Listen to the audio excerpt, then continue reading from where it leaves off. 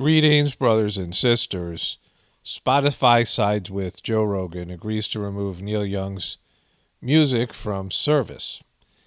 And, you know, I guess this is a positive thing for all of us. Joe Rogan isn't really a truther, but, he's definitely more on our side than he is on the mainstream media side.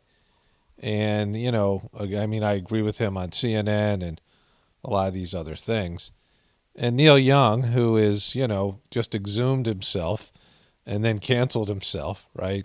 Spotify signed some kind of $90 million, $100 million deal with Joe Rogan because Joe Rogan has, I think, the number one podcast. And Spotify wasn't going to, side with that cadaver. I mean, Neil Young, I guess he was maybe good live, but he has been sort of a shill and just goofy over the years. Not a true hippie or not a true liberal, but, whatever he is, outspoken and usually on the wrong side of things. But this is more about the cancel culture. I just got a community guidelines warning strike on apocalaughsnow for a video that I just watched again. And all I do is use mainstream sources, Fauci, Bill Gates, and Pfizer's own website and things, and the Big Bang Theory. It was actually a good video, and it was getting a lot of views for my other channel. And, I don't know. I'm having it reviewed, but there's nothing in it that really violates YouTube's community guidelines in the sense that it's medical misinformation. But they get goofy on those things because it's just, like a witch hunt, right? And now with everything going the way it's gone with Omicron and, that's what I was pointing out in the video, the demonization of people who were, not agreeing with the mainstream position has turned out to be wrong, but they won't admit they're wrong. And this happens over and over. There's a great scene from the movie Margin Call, The Big Short, where all these sort of financial innovators realized that the subprime loan market and the housing bubble was, complete bubble, right? It wasn't based on sound financial principles. So they started to short all these various subprime loans and these derivatives. And the banks mocked them and laughed at them. And then the banks realized that they were right. But they didn't pay up. They didn't admit that they were right until they had their own short positions. And the banks started to short the subprime market as well to cover themselves. And then they finally admitted that it was a bubble and it was going to bust, and it burst. It was going to burst, and it did burst. But for a while, everyone knew it was true. But the powers that be wouldn't admit it, and that happens all the time, right? And so, this is the same case is going on now, that all these things, all these rules and things that they've instituted are turning up to be, wrong, and all the people they've demonized, and now, they're not admitting to it, right? And so I want to get into this later in a narrative at the end of the video. Let's just go through this other stuff. Kanye West, I stopped the second Kim Kardashian Ray J sex tape from leaking. So this is when Kanye gets triggered and he just goes and just tells all. And so the Kardashian clan, the Kardashian clan is definitely bumming, because they have a triggered Kanye who just is going to start talking and saying, anything that comes to his mind without any filter. And, if you think about it, that a sex tape created the whole Kardashian, it was a combination of the OJ trial and her father being OJ's lawyer, and then the sex tape, and they became this, I think there's a couple of billionaires in the family now, and all the money they made. Speaking of that, Tristan Thompson posts about facing demons amid paternity scandal. I made a joke about him when there was like a trailer for the Kardashian show, and he was such a clown on the show. He was, he's with one of those Kardashian girls, And I said he'd take time off of his regular job by getting dunked on by superior basketball players. But now he has demons because he banged some Instagram model, cheated on the Kardashian girl, and had a kid and denied it. And, it was kind of like Hunter Biden-esque. And then he had to admit to it like Hunter Biden. It was all covered on page 6. I didn't bother to cover it because, I don't care. But he used the word demons. Celebrities are often using the word inner demons. Alec Baldwin, I had like 10 screenshots of times he used the word demons. He was purging his inner demons. And then there's all these other celebrities. I mean, I got a whole bunch of screenshots. I'll put some of them up here. I won't get to them all because there's so many of them. But these celebrities often talk about their inner demons. And you think about it, right, that, it's a weird word to use because, if you have psychological issues, right, you have personality problems, you suffered trauma, whatever, people don't really understand what psychological problems are. I mean, the science of psychology doesn't understand it. And so does it exist organically? What is it? And when you say demon, it implies that you have some other entity inside of you. And that, like there's like an angel and a demon, and the demon's inside of you. And it is trying to gain control like some sort of, alternate personality, right? I mean, having demons, implies something other than psychological issues where you have one like full personality and within it you have these flaws and things. A demon implies something else, and they often use the term demon. Kanye West to Kim Kardashian, don't have my daughter wearing lipstick on TikTok. and so, and so it begins. Paul Rudd joins Seth Rogan for Lay's first Super Bowl commercial in 17 years. See a teaser. So this is going to suck. This, whatever they're blowing on this commercial, whatever it's going to cost to run on the Super Bowl. And, these two guys, I mean, this guy with his, his shilling and this guy with his sucking and horrible laugh, and two unlikable characters that have become more unlikable during this sort of woke movement. They're doing a teaser to a commercial. There's all these teasers now to music videos. I mean, just, it's getting ridiculous with the music video is short and they're doing teasers for it. They're doing teasers for trailers, right? And now they're doing teasers for commercials. What are we doing? A teaser. We're doing a teaser for the commercial. Yeah. And now they're trying to mock the teaser that they're doing, trying to make it like, hey, we know this is BS, but we're mocking it, so we're cool. No, you're not, right? You're complete sellouts and shills for this, what's going to be a horrible commercial.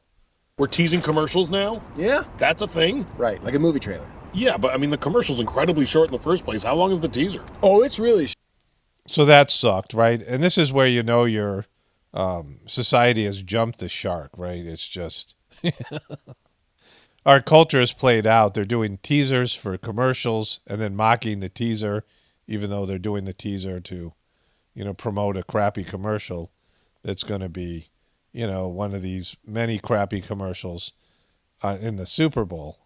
So this is from Don Lemon. YouTube, this was on my YouTube feed on my phone this morning.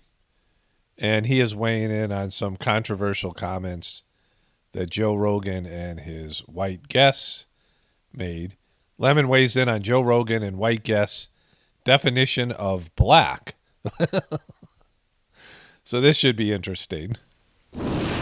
A conversation about race on Joe Rogan's podcast taking an uninformed turn. A guest. It was uninformed. Don Lemon looks horrible. Don Lemon looks like he's aged 2 or 3 years since Chris Cuomo left. Maybe Chris Cuomo was feeding him energy. But look at him. He just looks like, what's happened to him?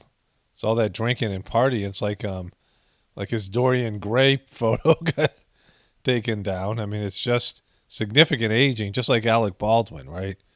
Where all of a sudden, like, they just fall off the cliff and they age, like 10 years in a year or two. On the show, psychologist and commentator Jordan Peterson questioned the racial identity of prominent black professor Michael Eric Dyson. You may have seen Dyson on this program before, so take a listen to what happened on that podcast. I haven't seen this yet, so I have no idea what's coming. Depending on who you ask, either you're a voice of reason and rationality and personal responsibility, or you're a voice of intolerance and bigotry and anger and hateful sexual oppression. What did Michael prejudice, Eric Dyson call you? A mean, angry white man. Mean, yeah, and a mean, angry white man. Yeah, hilarious. Yeah. You know what I mean? Okay, so they apparently there was some kind of Joe Rogan's been hammering CNN, so they have a battle now, and Joe Rogan, which he rightly points out, gets, I think, $12 million views per episode or something like that, right, on his podcast. And CNN gets like 500,000, views per episode, per show. I mean, it's, different ratings for different shows, but none of the shows get over 1 million views. And, the demographics, there is a demographic that they want. It's like, 18 to 30 something or whatever it is, 24 to 30. It's, like young people who have money and are, in the middle of their careers and families and things. And CNN just doesn't get anybody there, right? CNN gets older people who are used to the news, that grew up with the news being, all there was. And now most other people turn to the internet, right? And so this is the battle here. And CNN is trying to, demonize the people who present information on the internet because they can't compete because they're not really human, right? They're not really people. They're just these fake shills who come out and read scripts and told what to say, and they act in a, insincere way, and people don't connect with them. And so mainstream news is dying because people just can't watch it. Young people, specifically, each generation, it gets harder for them to watch. And that also speaks to the spiritual revolution, the spiritual changes that are going on inside people, which I'm going to get into in the narrative, that there's internal changes going on, and the powers that be are flipping out because they can't control your internal world. That's what this is about, right? Mean at all. Yeah. That's what's dumb about that statement. It's you're not mean at all. It's I am white. Actually, that's a lie too. I'm kind of tan, and he was actually not black. If you're tan, he was what sort the of am brown. I? Because I'm darker than you. Yeah, That's ridiculous. Yeah, but neither of us are white. Well, I'm Italian. And mostly. he was brown, not black. Well, isn't that weird? Yeah, it's really weird. The black and white thing is so strange Yeah, because like the shades are so tan and brown. There's such a spectrum of shades of people. Unless you're talking to someone who is like 100% African from the darkest place where they're not wearing any clothes all day and they've developed all that melanin to protect themselves from the sun. Even the term black is weird. And when you use it for people that are literally my color, it becomes. Now, I've actually said this, years and years ago. Like, I realized that it was silly because when I first started playing basketball in urban areas, and I was, I lived in a suburb, and my best friend was his father was African American, and his mother was German, right? And so he was what was called then mulatto, and now is called biracial. So he was a light-skinned, what would be called an African American or a black person, and we grew up in suburbs. He had never lived in a city, and he was just a sort of a suburban kid. And I went and started playing basketball in the inner city, and I realized by jokes that were being made, through my observational skills, right? Because I'm always watching things, especially when I'm in a new environment, that there was prejudice among the black community, the so-called black community, based in skin color, because darker African American people and what would be considered biracial, African American people, like that were playing basketball, these guys who were playing basketball, would make playful jokes about, oh, you're so dark or you're so light, right? There was some sense of prejudice even within this community. And then I thought about it because I was Italian and people were always pointing that out because I was, I get a tan and I have, I can have darker skin in the summer. And, I'm not, certainly not white. I'm always a little bit tan because I grew up going to Florida and the beach, going to Florida to see my grandparents a couple times a year or at least once. And my family was always going to the beach. I was always outdoors. And, because I'm part Sicilian and Albanian, I have, I'm half, I'm a quarter Albanian and a quarter Sicilian and a quarter German and a quarter Irish. And the half that's Italian and Albanian tans, right? The part of me genetically. And I get a good tan. And so I looked at, I just thought about this myself. I was like 16 years old. It's kind of silly to call people white and black because it's not really that, right? And even within both communities, you're not all that white, you're Italian. I've had people say that to me here, oh, you're not Christian, you're Catholic, right? I mean, I grew up Catholic.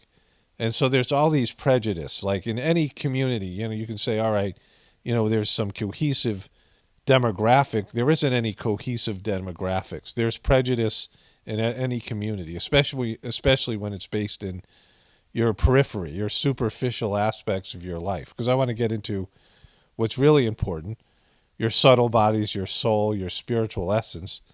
That can be anything. Like you can incarnate as a man or a woman or any race or any, whatever creed or religion. Your soul is what's important. It's not what where you are, where you're born, what you look like and things. Because those things are, people get caught up in that. Humanity does. And so, everything he's saying here is, accurate in, whatever way you want to look at it, right? It's that there's all these different shades of people. And when you try to categorize them as black or white or, Asian, I mean, look at all the different types of Asian people they are, right? And, that also sometimes includes East Indian people, right? And then there's Aboriginal people that, you have Indian people who are also black, right? And then you have, Aboriginal people in Australia that are also black, right? And then they have different shades of skin. This is where, it's gotten so binary in its approach. People think in a very binary terms, but it's much more complex than that. And so I realized I left out the end of the story. I'm in the editing portion. And so I went back to my best friend from high school, who was biracial. And I must have been 16 or 17. I was driving to, 45 minutes away to play basketball, right? And then I came back and told my friend, I'm like, there's black people who, based in the skin shade, the shade of their skin, there's like, prejudice there, right? I shared what I had experienced there, and he was like, oh, like he never thought about it, right? And then I thought about him, because you don't think about, I was just a kid, like some teenager. And I realized my friend, there were some things there. There was certainly racism in the school, and I saw where he was, there were some circumstances within, the kids themselves. I don't think the teachers so much, but the kids themselves, there were some instances where I thought, well, that was kind of racist, right? And it didn't affect him at all. Like he didn't, I think he more thought of himself as being white, but not in the sense of, just that he grew up in suburbs and he'd been around, mostly that culture. And, knowing him, we fell out of touch, but I knew him as an adult and he was just never affected by it. I know that he experienced it, but he just didn't, he wasn't bothered by it. He didn't seem to care and didn't really think about it. He was good in school and he got a college degree and then was a very successful salesman. And I think he, was probably a rich person and living in suburbs, and he just seemed to get along with people, right? And never really, bothered to think about it that way, like he was victimized in some way. And I heard this from Lil Wayne. Lil Wayne left this comment. He was on that show with Skip Bayless and Shannon Sharp, and somehow YouTube recommended me this video a while back, and he said this. God knows I have been nothing but blessed. My whole path, these 33 years have been nothing but a blessing. I have never, never is a strong word, I've never dealt with racism, and I'm glad I didn't have to. And again, I'm in the editing portion here, but I talk about this all the time, like how I approach it in terms of, and I'm going to cover this in different ways in the upcoming narrative. But the way that I look at hostile comments, the way I look at, the mainstream looking down on me and us in terms of our differences in beliefs and whatever issues I've suffered, whatever prejudice has been against me for personal reasons or because of, demographics or what I look like or any of these things, it's not about me. It's about them, right? When you let somebody else's prejudice get to you, right, define you, I mean, it's like an evil energy that invades, like a virus, like a computer virus, like some sort of evil energy that invades your system. When somebody hates you or is angry at you and they're just, throwing this energy at you. So you have to learn ways of coping with it. And if there's systemic ways that you feel like you're getting screwed over all the time, you have to deal with your own personal frustration. But you can't make it about you. You got to make it about them, right? I mean, you can make it about you, which I'm going to talk about later on, about, things that you need to adjust in yourself. You can look at it like, as exposing things that you have to clean in yourself. But if you're, whatever reason that people mistreat you, and it's going to happen to every one of us, you got to remember it's them. Like it's, something about them. I mean, it's only about you because you're experiencing it, and you can come to terms with why you're experiencing it, why God put this in your life. And I'm going to, get into that more as we move forward. But it's really about your own personal attitude about it. And there's lots of people who use mistreatment as a way to become perpetual victims and just feel victimized all the time and claim they're being mistreated. And, maybe there's truth in it. I mean, certainly in many cases there is truth in it. But then they justify their mistreatment of others and their whatever, bad deeds on what's been done to them, right? This happens to a lot of people who have been sexually abused. I talked about this with the assault cycle and some of the things I worked with before, and the victim stance and the victim statement. And every abuser is a victim, and every victim's an abuser, right? They're intertwined, and there's all these thinking errors where people who have suffered or been victimized will use that as an excuse to misbehave and mistreat other people. And this is something people have to, understand. Like, everyone's going to experience some of this stuff, and you have to find healthy ways to cope with it. Becomes very strange. Okay. Michael Eric Dyson, professor of African American and Diaspora Studies at Vanderbilt. Like, what is he laughing at? Like, it's just, that's so silly, right? And this guy is very light-skinned. And Don Lemon is too as well, right? Different shades here. I mean, you literally can see it. There's different shades that, you can categorize them as both being black, but neither one is, right? And so they have, a mixture of who knows what their genetic makeup is, but they have, both what would be considered white or Caucasian ancestors as well as black ancestors, right? And so any sort of negativity that they might feel, I mean, especially people who are biracial or, people like me who are made up of many different ethnicities, any sort of hatred people might feel for a group that, they're a part of. Like you're a part of, you have genetic ancestry of white people, right? And of black people. Like, any sort of anger and hatred is, based in your own, genetic line, right? Your own ancestry. University joins me now. He's the author of Entertaining Race, Performing Blackness in America. Hello, Professor. Thank you for joining us. So your name was dropped because, here's why, because you have previously debated Jordan Peterson, but and they mentioned it, right? He said, you said you were, I don't know, something, an angry white man or something like that, or mean, I forget. Let's go beyond these two guys. Talk about what's really happening here. Is it really that perplexing to people that Black America exists in all kinds of shades? That doesn't change the Black experience in America. Not at all. Thank you for having me, Brother Don. You would hope they were joking, because if they weren't, this exposes the vast lethal ignorance at the heart of so much whiteness, whether intentional. Wait a minute. Did you just see what he said there? The vast. Let's listen to that again. Lethal ignorance at the heart of so much whiteness. The heart of so much whiteness. He is ascribing a heart to the condition, the complexion, the melatonin or melanin in a person, a pigmentation of a person's skin, right? That there is ignorance, lethal ignorance in the heart of all this whiteness, right? Like this is where, you're just, not looking at what they said. They weren't talking about slavery, right, which is horrible. They're not talking about, systemic abuse.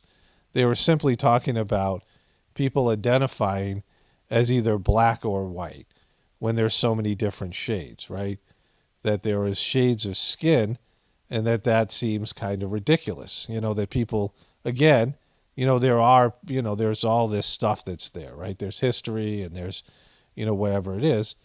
But like I said, neither one of these guys is technically black, right, in terms of their complexion. Like there can be, idea of what you are internally, but then you have Rachel Dolezal, who was, white European and a blonde girl, and she was saying internally she was black. And that was, so what are you saying here? Like that there is, like, what about your genetic ancestry yourself here, right?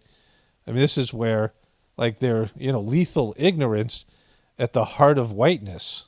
So I want to make this clear here. What Joe Rogan and this, whatever doctor or whoever he's interviewing are talking about would be something a comedian might bring up. And it could be a black comedian or a white comedian or an Asian comedian or a female comedian. It doesn't really matter, right? It's not a bit that you'd have to be one race or another. It's that when you're saying that something is a color, if you're saying that the sky is blue and the grass is green, and, those are illusions. Those are the absence. Like I'm wearing these blue light glasses. Someone suggested them, and it's really helping me out a lot. I'm very happy with it. I think my eyes. Someone else wrote about liver stuff. They do Chinese medicine, and I was actually doing some of the stuff that they already, for other things. I've gotten some healthy feedback for, what I'm going through with my eyes and things. My eyes, are pretty much back to normal, but I'm working on them for preservation. But anyways, when you wear these blue light glasses, everything looks green, and things that used to be blue look green because it filters out the blue reflective light.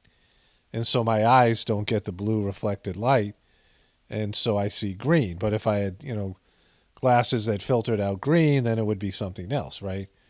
And so it's interesting. Like it's an illusion in itself. Like color is an illusion, and it's something we see with our eyes. So if you're identifying a person and what you're saying is that this person represents a culture, they represent a social way of being, it represents, a certain kind of profile, and you're saying that person is white or that person is black, and they're not technically white or black, that's effed up in itself. Like that's one level of this thing, right? There's multiple levels, but that's one level. But then if you're saying that, okay, black people are made up of different shades of black and brown and, even, yellow and things like this. And, all these different pigmentations. And white people are made up of all these different pigmentations.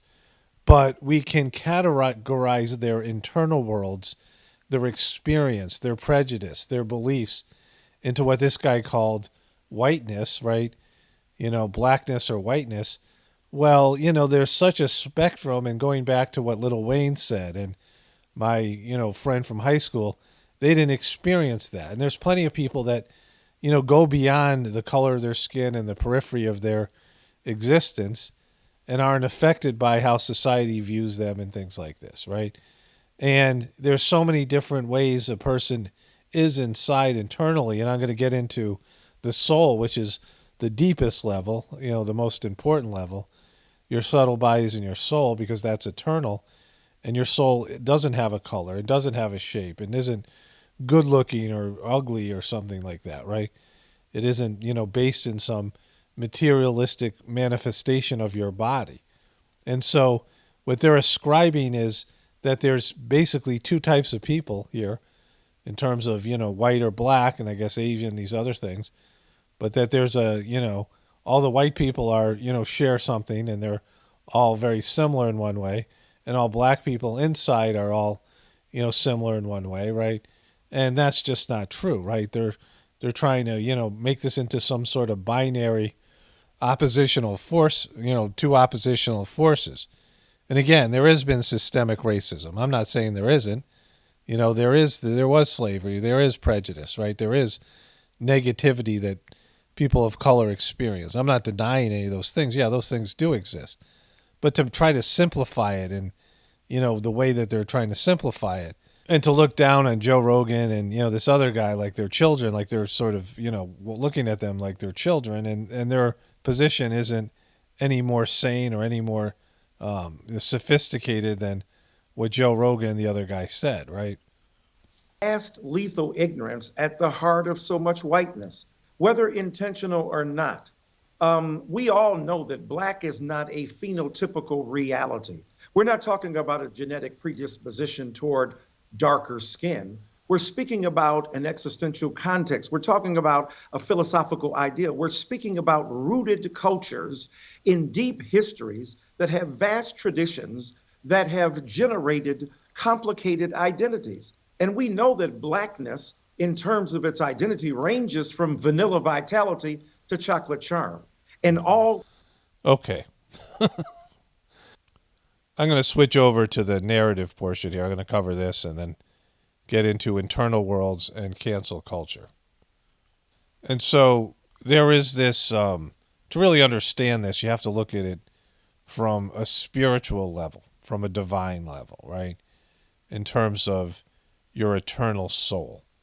So when you first enter into a spiritual journey, when you're going to be on a spiritual path, the biggest hump that people have to get over, the first thing that you have to do is accept that God has a plan, your soul has a plan, and there's a reason why you're in the body that you're in. There's a reason why your circumstances of your birth, your family, your ethnicity, the color of your skin, your sex, all the things, whether your family is a family full of alcoholics or, any sort of things that are going on with you, any, issues that you have, your appearance, you're unhappy with the way you look or your weight or your body type, all the things that people have problems accepting about themselves, right? People dislike things about themselves, or they feel like based in their, birth, who they are, they're born into a country where they're the minority, say, right? Based in their ethnicity or their religion, right? There's, all these countries where you have, a lot of countries have different, a few different demographics. I don't know if you heard the rooster. The rooster's always showing up when I'm doing these voiceovers. But there's different demographics, there's a couple different demographics in most countries, right? There'll be some, Christians and some Jews, or there'll be some, Christians and some Muslims, or there'll be, some ethnic this group or that group, and then some Middle Eastern people and black people, or, whatever it is, right? And then you have people immigrate to other countries, and then you have America that has pretty much everybody, every group represented here in this country, which is unique to other countries around the world, right? And so based in what you look like and the dominant culture in your country, or your religion, or something that is internal to your beliefs or your sex or whatever it is, you grow up, as a woman in some countries, and it's oppressive and things like this. And so sometimes you're born into a situation where you're considered less than. You're considered not as good as the people who, run the country based in, your race or your sex or your religion or any number of things, right? And right now it's people who are anti-vax are considered less than. They're considered bad people by the dominant culture. You see this all the time. Sometimes it's about your beliefs. Sometimes it's about the color of your skin. Sometimes it's about your sex or your religion or, whether you believe in God or not or science and whatever it might be, right? And then there's, the LGBTQ, all these things, right? And everybody's going to experience this at one time or another where they're going to feel less than. You're going to be in a situation where you're in a group and everyone in the group dislikes you or thinks you're less than because of your race or religion or your beliefs. All of us in the so-called truth community, we experience this all the time. The mainstream media's narrative and what most people believe, and often in our families and things like this, goes against what we know to be true, what we believe to be true, right? And we are told all the time we're wrong. I mean, I get, you look at my comments, every day I have people telling me I'm wrong. I ban them because, I get both sides of the thing. Not just both sides, but all these different ways people are telling me that I'm wrong. And sometimes I get a comment saying, you're wrong about this. And then the next comment is, you're wrong about this in the exact opposite way, right? Like, it's amazing how many times that happens. I've pointed out in some of my comment videos where two people who disagree will disagree and are on polar opposites of the issue will both tell me I'm wrong, right? And they're expecting me to agree with them. And I'm like, why would I agree with you over the other person that's telling me that I'm wrong, right? That's why I say, don't do it. Like, I'm not interested in your opinion. This isn't a debate. I'm not asking for your feedback. You might think it's your God-given right to give it, sure, but, I'm not receiving it on my end.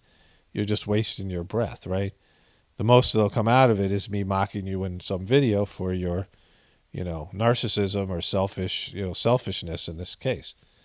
But anyways, people are all experience this of being told that you're less than. It might be even in your own family. Like, you might be the scapegoat in your family where other siblings are, you're told your whole life your other siblings are better than you, right? Everyone experiences things like this on one level. You have some of the richest people in the world, some of these royal family, and the queen has a chosen child that she likes more than her other children. In fact, that was played out in the Crown, whatever it is, miniseries, that she liked one child more than others, and all these different, and that's all. You have all the privileges that go with being a royal family member, but then there's all the crap that goes with it, right? Like, it isn't just some clean. You see all the negativity and the problems that are built into even people on the top of the pyramid in terms of their wealth and power, that they're in many ways they're more oppressed and they have so many more rules and things that they have to live up to and ways that they're supposed to be. I mean, how many of these royal family members want to be something other than what they're supposed to be? They want to marry somebody. I mean, they can't even marry people that they want to marry and things like this because it's all structured in there. And so, it's everyone experiences this. And so as a spiritual person, what you have to do is accept the conditions and circumstances of your birth, your physical body, and the culture and family you're born into, and everything else, right? Whatever your limitations are, whatever you think is unfair. Because pretty much everybody thinks they're a victim and thinks the world is unfair and rigged against them in some way. And, this is basically saying God doesn't know what God is doing and that there is no plan. Of course, there's a lot of just negativity and demonic aspects of the human system and human culture where human beings go against the divine laws and divine principles, forget their soul's path, and there's a lot of deviations on this planet. But within all of that, that's all factored into your soul's plan and God's plan, right? Some of it's about fixing what's, the conditions on this planet, but not fixing them externally. And that's the problem with all these movements. And I talked about this with protests and all these, certainly the woke movement, the liberal movement. They think they have it right. Every demographic thinks they have it right. Every person thinks they have it right. And they want to force their beliefs on other people. They want you to parrot what they think you should say, even if you don't believe it internally. They want to get into your internal world and make what you express out of your internal truth, what's inside of you. They want you to make you express what they believe, right?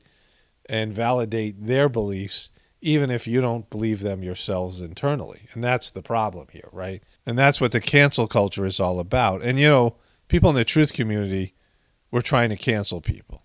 Remember? I mean, this is something that kind of backfired. But people in the truth community would go harass people on social media and Instagram. And I said, don't do that. It's a problem, right? It's going to lead to bad things.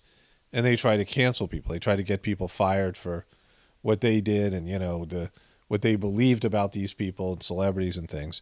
They went back into, they were the first group to go back into, tweets from 10 years ago or whatever it was, things that were expressed on social media and try to get people canceled. And they couldn't, because they didn't have the power. They didn't, the truth community and the right wing didn't have the power, even though they were in many ways the majority. They didn't have the power on social media, and they didn't have the corporate power to cancel people. But then the woke group came in, and they started the same behavior, and they realized that they could cancel people by putting pressure on the so-called liberal woke company, CEOs and, heads of companies and things who started to take democratic and liberal positions. And then, of course, on social media, that's run by liberal and democratic-leaning people, right? And so this was, a new power dynamic shift, and it was all about making people believe what they believed, right? And that's always been the case. Like, it's gone on forever. And it's the same behavior that Don Lemon and his guests are complaining about, that they were forced to adopt the internal beliefs of the dominant culture, right? As being black people and being slaves and then being, prejudiced against once they were emancipated from slavery, that black people have always had to adhere to a belief system that's being imposed upon them by the white majority. And so that's what they're basically referencing, right?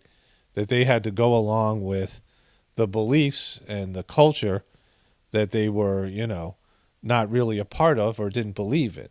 And so this is the same behavior that the woke culture and what they're doing now is trying to do. It's just the power dynamics have shifted, right? Trying to impose a belief system that, in this case, the majority of people don't believe in. And, they're trying to force people to just regurgitate things that they don't believe that's not true to their internal system and censor themselves, based in one group thinking they know more and they have it right. And because they have more power in the moment, they can force you to say and behave and censor yourself or censor you and cancel you if you don't go along with their belief systems, what they believe on the inside. And so what I present here, because everyone is trying to fix the problem externally. They're trying to fix the government. They're trying to fix the economy. They're trying to fix the culture. They're trying to fix the social systems. They're trying to fix, all these things, external, the external problems, right? And what I present here as an alternative, what I believe to be the only solution and the real solution, is that you fix yourself internally. And it's not really a fixing. What it is you have a soul. You have a pure reflection of your spiritual essence that manifested your body and your life and all of the things that you recognize as who you are, right? And that soul, what you are in terms of an ego, your soul has manifested this ego in your mind, and you have a personality configuration that ultimately becomes a perversion of what you are as a soul, right? You have these subtle bodies that are manifesting your ego, your mind, and all these other things, right? A causal body that manifests your who you are, right? That's the soul that creates everything that you are as a human being. As your soul, or really your subtle bodies, go on a journey, not only on, a physical journey in this life, you go on a spiritual journey through your physical activities, through your connection to the world, through your problems, through your obstacles. And if you navigate those things with the right way, with gratitude and understanding that there's a purpose and a plan here, and it's manifesting. It's helping you become the best version of yourself. So as your soul and your subtle bodies return to the source, there is a master within. That's what the term master means in the heartfulness system, that there is the best version of you, the ultimate version of you. And if everyone on earth was an expression of that, or were working assiduously to become an expression of that, all the problems that everyone's bitching about would disappear. Like all these things, all the conditions, all the flaws, all the inhumanity, all the negativity, all the prejudice, all the racism, all the lies, all the deception, all the stuff that everyone's complaining about in one way or another of being unfair would disappear. And by you doing that, by each person doing that, by each person embracing their spiritual journey and path, accepting their circumstances of their life to use it to further this process, this internal process, you make the world a better place. You remove your illusions, your negativity, your perversions, all the bad stuff that you bring to the table gets cleaned away. This is what the heartfulness system helps people with, the cleaning process. And then you actually give this energy, this divine energy, this pranahuti, God's love, and transmit it out to everyone and everything, right? As you move through the planet, you're radiating out this positive energy while you are going on this spiritual journey. And the closer you get to the source, the more positive energy that you imbue is that the right word? I don't know. That you radiate out into the population and the system. And so you can actually do something positive instead of trying to fix other people or fix a broken system based in what you think should happen, right? Your prejudicial version of the truth, right?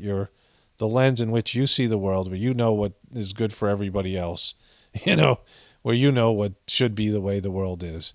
And you are, that's what I mock here, because everyone thinks they know, right? Everybody thinks they freaking know, and they want to force it on other people. And, I mock people based in that. Like, I see them thinking they know things that they don't know. And, in myself, like, I don't care. Like, I don't, it's not my problem because what other people believe, because I can't do anything about it, right? I've experienced this on every level of my life, on a personal level, on a professional level as a counselor, and as a YouTuber presenter, and, anything that I've done, friendships and things. And people just don't receive information about them changing. Like, people want everyone else to change, but very few people want to change themselves, right? That great teaching by Master Charji when he said, everyone wants marital bliss, but have you given bliss? Like, have you given bliss to your spouse? You want your spouse to give you bliss. And, have you given it back, right? Like, how do you expect to receive something that you're not giving, right? And so ultimately everyone has to change themselves. And all these people out there, they're trying to change the world, are failing because they aren't looking at what they need to change, right? They aren't looking at what they have to do differently. And we're all frustrated. Like, we all get frustrated with the suckiness of other people. But in reality, that has nothing to do with, they're not blocking our path. They're actually helping us by exposing the flaws that are inside of us. This is, Maxim 5. Take miseries as divine blessings. Be truthful and be grateful for what you get as what you think is miseries, because they're exposing flaws in your system. Same thing with Maxim 7. Do not be revengeful by the wrongs done by others. Treat them as heavenly gifts and be grateful, because the wrongs that people are doing to you are exposing things that are inside of you that you need to change, right? But everybody wants to change the other people. They want to change the people that, in many cases are unchangeable. There are people who are so rigid in their beliefs that they're never going to change. And you're basing your happiness and your success on changing people that are never going to change, especially here in the truth community. The people that you are wanting to change, the controlling system and the controllers, they're the most rigid people. So, you're going to be miserable your whole life by trying to change people who will never change, right? My wife and I we were watching that show, the Entourage, which I've, been enjoying. And this one of the characters is dating like a celebrity, like a famous celebrity. They have all these celebrity appearances, and she's like way above him in, you know, what people would think as cultural, like she is on a different level, like way out of his league. And he's like asking her about it, and she says, "I see great potential in you." And I said to my wife, whenever a woman says, "I see great potential in you," you should run, right? You know, it's good if the woman sees great potential in you, but if she verbalizes it, that means you're in for a rough ride, dude. You know, I mean, it's women should see great potential in men and help to cultivate it, but once they start verbalizing, you know, their desire to change you like that, it's something different. It's something good to believe. You know, every woman should, you know, see some, because it's part of the role of the dynamics in a, you know, in a marital relationship, or even with, you know, mother-child relationship, that the woman sees things in a man and helps bring those things out because they're just better at it, right? But, you know, when they are consciously trying to change them and doing it in a sort of a heavy-handed way, like you see with the feminist movement, it doesn't work, right? Men have to be changed without them knowing that the woman is doing it, right? The woman's training them, and they don't even know she's training them. If they do, then they'll rebel. But when the woman trains the man in such a way the man doesn't know he's being trained, and he thinks it's his idea, it's successful, right? But anyways, I have some comments. One just came in. Well, I guess I just read it. I don't know when it came in. But this is the most recent one. And so the person writes this: "Paul, if nukes are real, please provide solid evidence." And, you know, my answer to you is F you. Like, you know, because why do I need to do that? Like, I believe nukes are real. I'm not questioning my belief about nukes being real. Like I've said why I believe them. You know, they're talked about in Whispers of the Brighter World. To me, the masters of the heartfulness system, especially on a spiritual level, are the greatest resource. I mean, of course, God. If you can connect to God and, you know, read the Akashic records spiritually and connect to God etherically, you know, when you're using your heart as an instrument to connect to God and using your heart to understand the world and, you know, make decisions and understand what's truth and not truth. But for me personally, I'm not questioning my beliefs in nukes. Why do I need to do that for you? Like, if you don't believe in nukes, great. I don't care. Good. You don't believe in them, I do, right? You know, like, I don't, you know, I'm not asking you to prove to me that nukes aren't real because I've already made up my mind about this, right?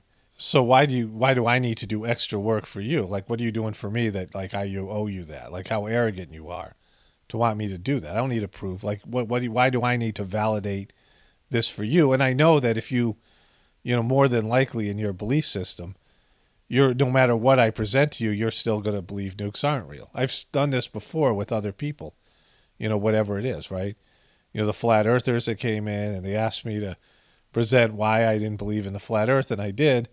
And whatever I said, they weren't going to agree with. They were rigid in their beliefs, right? And so I'm perfectly fine with you believing in nukes or believing the earth is flat or believing that the flu isn't real. Just don't bother me with it, right? And if it's a problem for you, leave. Like, if it's a problem for you, leave. If you don't like what I believe, leave, right? So, I mean, I've said it over and over again. Like, don't bother me with it. Don't, you know, put it on me. That's your narcissism, that you want something from me. You want me to be something that I'm not, right? And I'm not, you know, I'm not going to be that for you because it's not your life. It's not your internal process. It's not something that I owe you. Like, I just am presenting what I believe here. If you disagree, then, you know, fine. You just don't tell me about it. I don't want to know. I don't care. I'm not asking for your opinion.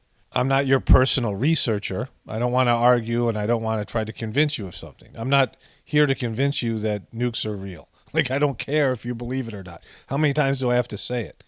This is what I believe. You can believe whatever you want. I'm not interested, right?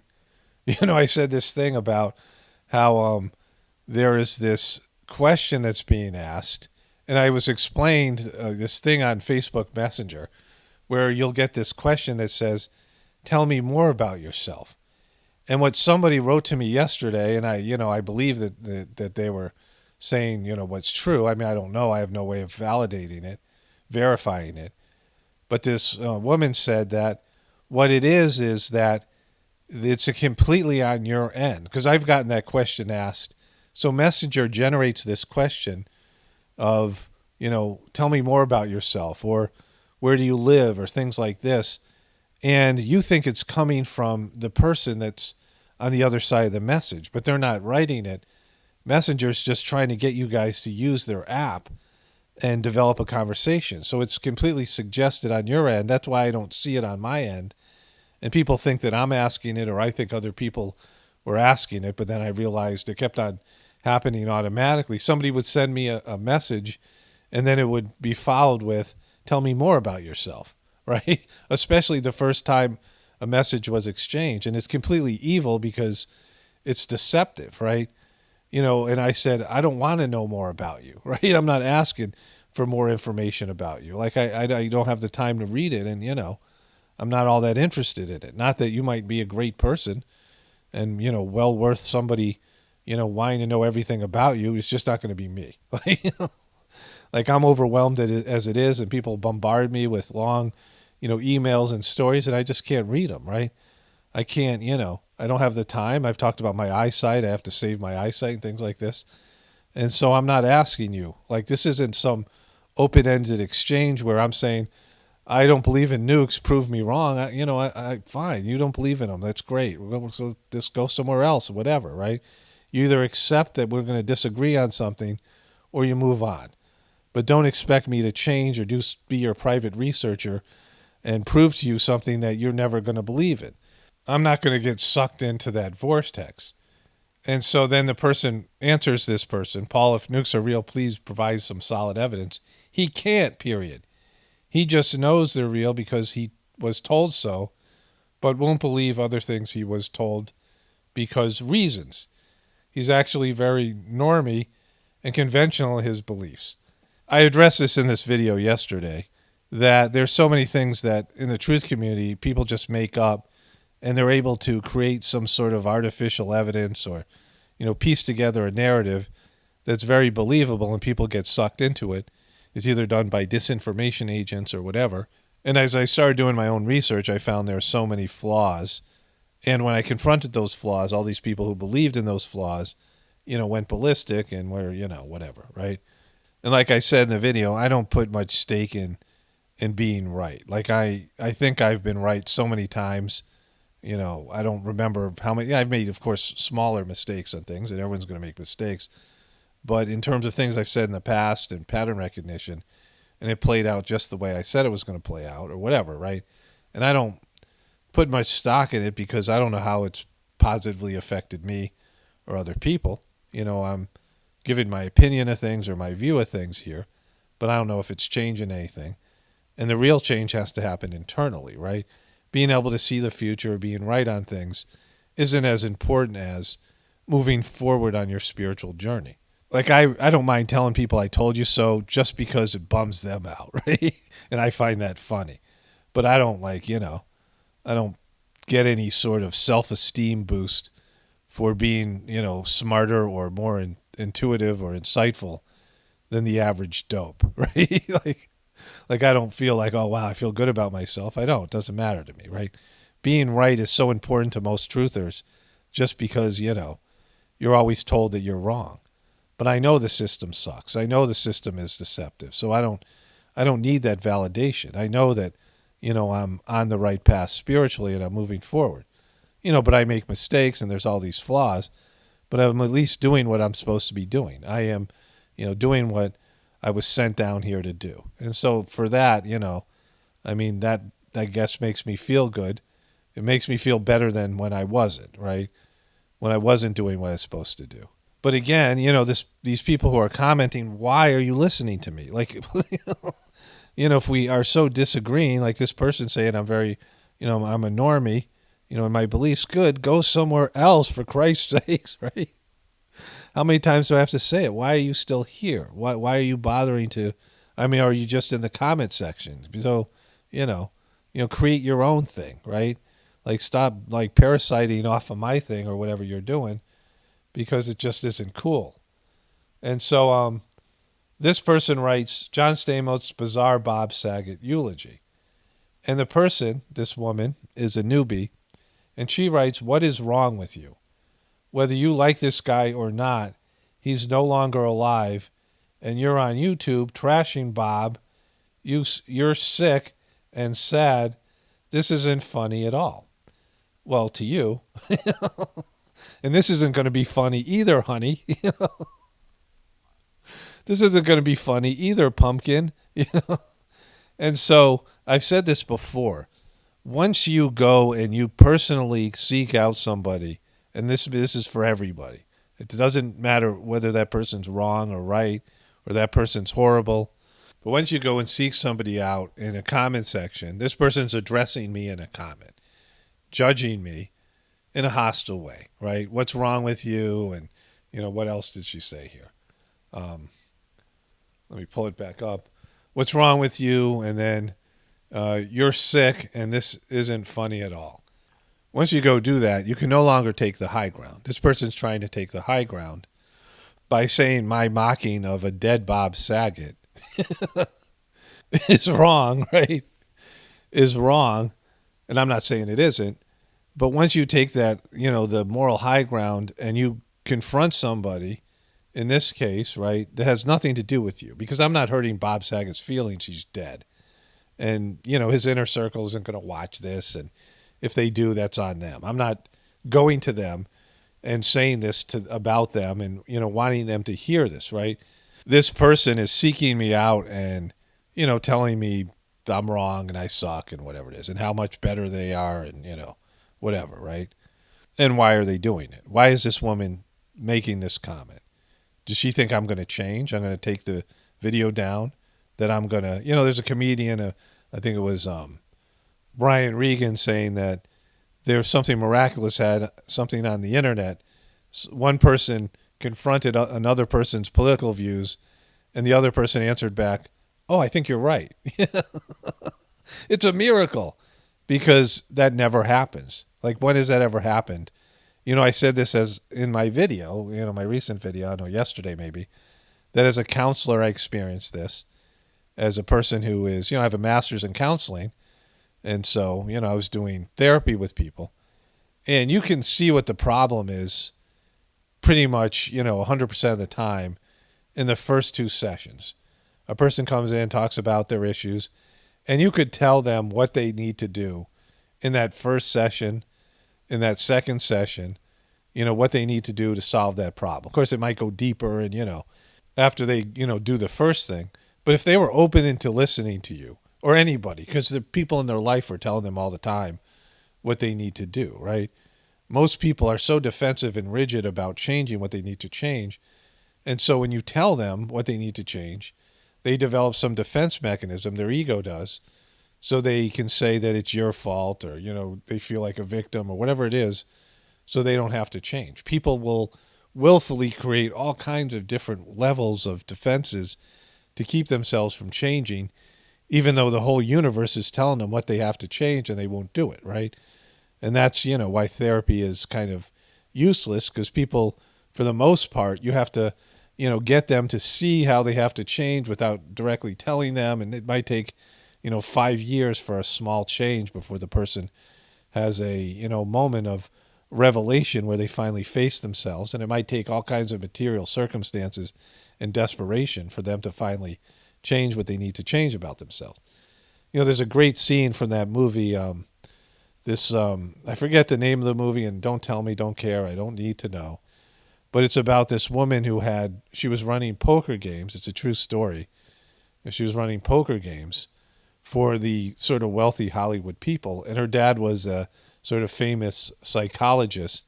And he comes to talk to her on the bench, and he tells her, he goes, "I'll give you the shorty answer. Instead of, doing real therapy, I'm just going to tell you what you need to know about yourself that would help you change." She was facing prison time and all these things. And what had happened was she had seen him with another woman when she was like 5 years old and repressed it. And then she hated him and she had all these issues. And he explained this to her, right? And he called it the short answer rather than doing the long therapy, that takes years for a person to recognize something on their own. He gave her the answers. But most times when you give people the answers, they don't accept them. And so when you leave a comment to somebody, you're not expecting them to change. You don't want them to change because you're just adding to their defensive reaction to it. So this person doesn't want me to change. She just has inner venom inside of her, inner filth, inner darkness that she wants to dump on somebody else, right? And that's what this is all about, right? All the stuff that goes on the internet.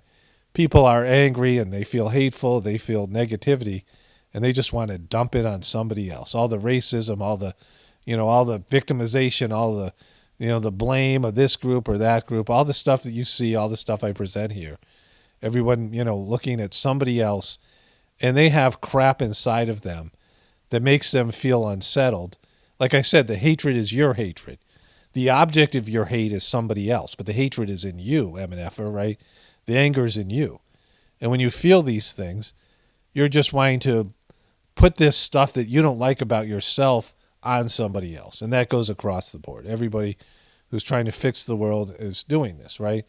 If I feel hatred and anger inside of me, and it might be generated at someone who totally deserves that hatred and anger, but it's my hatred and anger. So it's something I have to clean out. That's what the heartfulness system teaches and helps you do, right? Clean out the hatred and anger you have inside you, the fear, the whatever it is, and so that you can, be the better version of yourself. And if somebody is pulling that out of you or some circumstance is pulling that out of you, then you should be grateful to them, right? Like, I don't hate any of these people. Bob Saget died and I had no feeling about it. I didn't, oh yeah, the wicked witch is dead. I didn't care. Like, I didn't, I recognized it as being something that I needed to cover just to make the channel go further, because I know a lot of information about him in Full House because I made all those videos. And so I covered it, right? And, but I don't care about most of these people in any real way. And I only have a superficial level of interest in what happens to them in the thing I call the show, right? I mean, it doesn't really affect me. Like you can see in my voice, in my, presentation, I mock it and I'm, but it's mostly about them not getting it. And, I find it funny, I mean, and that makes it, and again, if I didn't cover these things, nobody would get the spiritual messages and things I'm saying in this video, because people are interested in filth.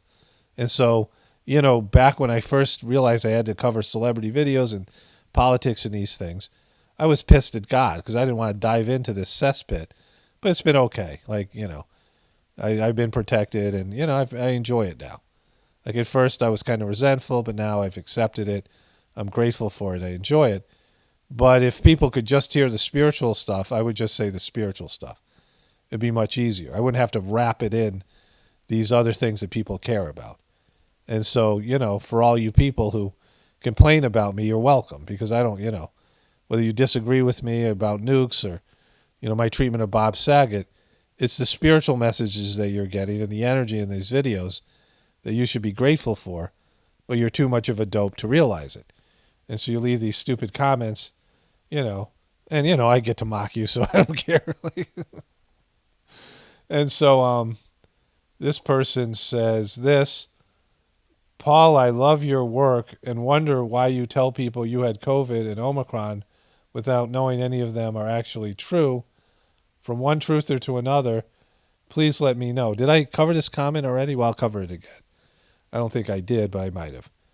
And so, no, I don't owe you that. Like, I don't have to explain this to you. I think I already covered this. But, again, this is a person's, narcissism and myopia that I owe them something. I don't owe you an explanation. I don't care if you believe I had COVID or not. Just don't tell me I didn't. Like, I don't want your opinion on it. I'm not asking for your opinion. I mean, that's the boundary I've set here. Like, I'm telling you of my experiences. I'm not going to go in depth to try to prove something that you're never going to believe, just like I said about the first person. And so, yeah, I must have covered this in my other video. I think I covered it in the video yesterday that is now, banned by YouTube. So I'll cover it here. Actually, I think those were two different comments, because here's another comment. I'm pretty sure I didn't cover this one. And this guy said, LOL, laughing out loud. Dude lost all credibility when he rambled about COVID being real. That's just silly. And so, credibility to you. Like, great, leave. Like, I mean, this isn't directed directly at me. Of course, I'm going to see it because it's a comment on my channel. But I'm not, I don't care about whether you think I'm credible or not. I don't care. Like, it's not my problem. Whether that's your problem. Like, you have to figure out whether I'm credible or somebody else is credible, right? It's not my job to convince you. It's not my job to sell something to you, because I'm not. Like, I'm not selling you something. I'm saying, my primary message here is about a spiritual solution, which I've talked about throughout this video, and you changing, each person changing. And, if people are either going to do that or they're not. And the human race will either be, in a sense, redeemed or will be, disappeared. Like, this is a choice point for the human race. Can finally get it and rise up to a higher level. And there'll be lots of souls, there'll be lots of human souls that won't make it back to this planet, and they won't be going to a better place. Like, people, think about hell, but there's all these various levels of, unpleasant places that are, or, it's just a waiting period in an etheric form, because you're not going to be allowed back in unless you're part of the solution. The planet's going to be depopulated. Again, this is my view on the thing, to my understanding, and some of it's the Heartfulness teaching, some of it's my own research and my own, spiritual revelations. But, the planet's going to be depopulated, and there's just going to be so many available slots on this planet, and only the souls that are willing to change and grow and embrace their higher nature are going to be allowed back in. And when that happens, you're going to see all this negativity that's on this planet, all the souls that are bringing that to the planet, all the ones that won't change, have gone over to the demonic realm of things. Well, they're going to be gone. So, you don't have to worry about them now. There's like just simple math, right? If there's 8 billion people now, and then there's 1 billion people, that means 1 out of every 8 people soul can come back here, right? For those of you who believe in reincarnation. And I am one of them, I believe in it. So, in terms of moving forward, unless you're liberated, and that's a whole nother thing, where unless you're free from your earthly bondage, then you're compelled to come back here. But not everybody's going to be allowed to come back in the next phase after there's been widespread depopulation. And that's already underway, because we understand what's happening to the human reproductive system because of 5G and other factors, and, Wi-Fi and all the rest of it. And men's sperm count has already gone down to half of what it was in the 70s, and it's just on the level, if it drops anymore, men aren't going to be able to conceive, and you're going to see there's just going to be less and less babies being born, and there's going to be, more and more people dying off, and at some point the population will be significantly reduced, and then they can choose the souls in a more discriminatory way, the higher developed beings that run this planet, and only the ones that are, working towards their spiritual evolution will be allowed back in, and then the world will change. It's just that simple. All these things people bitch about will disappear, but it'll be worse anyway. Like, it'll be a, post-apocalyptic world, and it'll suck in different ways, right? Even though people will be better, the conditions and the things that we have in terms of your material sustenance won't be available, and it'll be harsh living conditions, and it'll be a struggle just to keep alive. And so, things will get better on one level, but they'll get worse on another. They'll get better on a spiritual level, but they'll be worse on a material level. Anyways, like, the answer is, people need to forget about the periphery, the things that make up their superficial aspect of their lives. Understand that God has a plan and your soul has a plan. Embrace your personal circumstances and use them to evolve spiritually. Only spirituality will save this world. It's paramount, definitely reporting from the Apocalaughs and the Ascension. Everyone have a blessed day and be grateful.